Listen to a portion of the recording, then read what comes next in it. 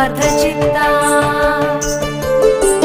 सर्वमङ्गलमाङ्गल्ये शिवे सर्वार्थसाधिके शरण्ये त्र्यम्बके गौरी नारायणी नमोऽस्तुते।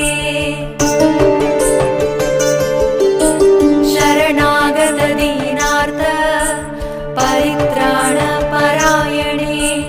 सर्वस्यार्ति हरे देवी नारायणी नमोऽस्तुते। सर्वस्वरूपे सर्वेशे सर्वशक्ति समन्विते भयेभ्यस्त्राहि नो देवी दुर्गे देवी